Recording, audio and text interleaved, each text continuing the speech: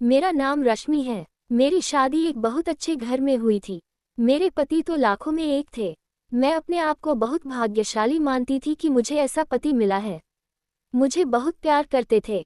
हमारे एक लड़का और लड़की है। हमारी शादी को करीब 16 साल हो गए थे। हर खुशी मुझे उन्होंने दी। मैं भगवान से अपने लिए इससे अच्छा पति नहीं मांग सकती थी। मेरी लड़की 14 साल की है और लड़का 10 साल का है। पति का कारोबार भी बहुत अच्छा चल रहा है। हमारी कपड़े की दुकान है जिससे अच्छी खासी कमाई हो जाती है। मुझे जीवन से कोई शिकायत नहीं थी।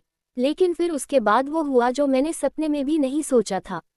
मेरे पति एक दिन मुझसे कहते हैं कि उन्हें किसी से प्यार है और वो उससे शादी करना चाहते हैं। एक दिन अचानक ही यह बात उन्होंने मुझे बताई।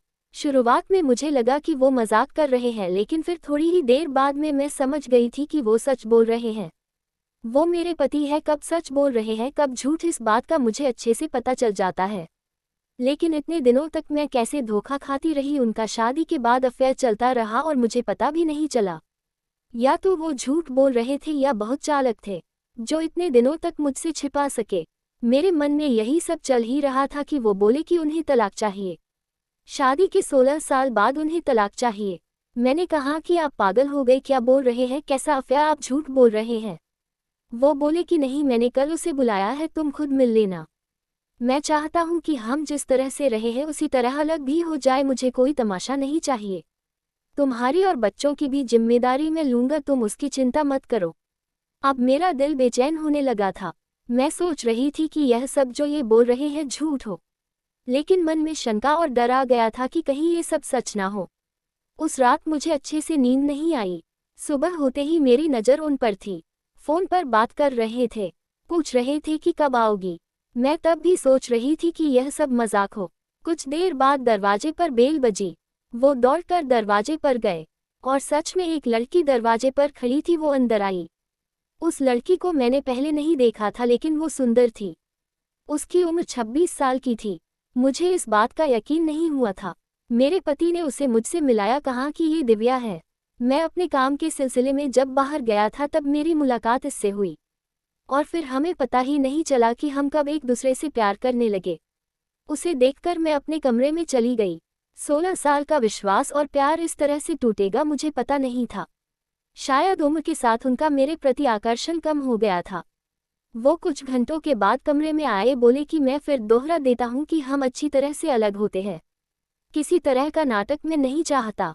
उनके ऐसा कहने पर मैंने कहा कि ये सब आपको नाटक लग रहा है। क्या हो गया है आपको? आप तो ऐसे नहीं थे। ये कौन सा रूप आपने मुझे दिखाया है? वो बोले कि मैं तलाक के पेपर रेडी करवाता हूँ। दिव्या चाहती है कि हम जल्दी से शादी कर लें। मैंने भी उन्हें कहा कि आपको जो करना है करो, मैं आपको तलाक नहीं देने वाली, मैं इसी घर में रहूंगी। मैंने उन्हें अपना फैसला सुना दिया था, पर मुझे पता नहीं था कि वो कुछ इस तरह का करने वाले हैं। अगले दिन से वो रोज दिव्या को घर बुलाने लगे। मेरे बच्चे बड़े थे, अब सारी बातें समझने लगे थे। मुझसे तलाक के लिए वो इस हद तक जा सकते हैं इसका मुझे पता नहीं था। घर में एक 14 साल की लड़की है। उन्हें बिल्कुल भी शर्म नहीं आ रही थी। बच्चों से बात करना भी उन्होंने बंद कर दिया था। बच्चे भी उनके पापा का ये रूप देखकर दुखी थे। एक दिन वो दिव्या के साथ हाल में बैठे थे। हमारी लड़की से उन्होंने पानी मंगवाया। पानी लेकर वो गई और गलती से पानी दिव्या के ऊपर गिर गया। मेरे पति ने उस दिन हद कर दी। वो दिव्या के लिए मेरी लड़की पर हाथ उठाने वाले थे। मैंने उन्हें ये करता देख लिया और वहीं से उन्हें जोर से कहा, यह क्या कर रहे हो? पागल हो गए हो? मैं जानती हूँ तुम ये सब क्यों कर रहे हो, तलाक के लिए। ठीक है, अब तुम इस हद तक जा रहे हो तो फिर मैं तुम्हें तलाक दे ही देती हूँ। उसी समय मैंने अपना और बच्चों का सामान बांधा और अपने घर चली गई। कोई इतना कैसे बदल सकता है? जो अपनी पत्नी और बच्चों पर जान झिड़कता था, अब वो उन्हें देखना भी पसंद नहीं कर रहा है। मैं अपने घर थी। उनका फ़ोन मुझे आया, कहा कि मैं तुम्हारी और बच्चों की जिम्मेदारी अभी भी उठाऊंगा, कुछ भी ज़रूरत हो तुम मुझे फ़ोन कर सकती हो, मैं पैसे भिजवाता रहूंगा। मैंने कहा कि मुझे तुम्हारे पैसे की कोई ज़रूरत नहीं है, इसी के दम पर तुमने उस लड़की को इम्प्रेस किया है। मैं अपने बच्चों को संभाल सकती हूँ। उम्र के इस पड़ाव पर आकर इतनी अच्छी लाइफ जीने के बाद मुझे फिर काम करना पड़ेगा, इसका मुझे अंदाज़ा नहीं था। जिंदगी कब आपको उठाकर पटक देती है इसका आप अंदाज़ा भी नहीं लगा सकते। मुझे भी इतने सालों तक उनके साथ रहने के बाद कपड़े का अच्छा अनुभव हो चुका था। इसलिए मैं भी अपने घर से कपड़े का काम शुरू करना चाहती थी। मैं उस इंसान के पैसे नहीं लेना चाहती थी। उनका फ़ोन मुझे आता रहता, बोलते कि तुम मुझसे पैसे ले सकती हो, नया काम शुरू करना है तो भी मैं पैसे दे दूंगा। लेकिन मैं नहीं मानी। मैंने कहा कि आप हमारी नहीं, तलाक की चिंता करो। समय निकलता गया, मैंने अपने बुते पर थोड़ा कुछ शुरू किया। हमारे घर वाले मुझे सपोर्ट कर रहे थे। कुछ समय के लिए उनका फ़ोन आना बंद हो गया। मैंने इस बात पर ध्यान भी नहीं दिया। मैं अब उनसे बात भी नहीं करना चाहती थी। तलाक में अभी कुछ समय था। मैंने उन्हें कहा था कि जब भी आप बोलोगे मैं आ जाऊंगी, जहां साइन करना है कर दूंगी। मैंने अपने काम पर ध्यान देना शुरू कर दिया। मुझे कुछ माल खरीदने के लिए बाहर जाना था। इतने दिन उनके साथ रहने पर मुझे ये पता था कि क्या खरीदना और कहाँ से खरीदना है।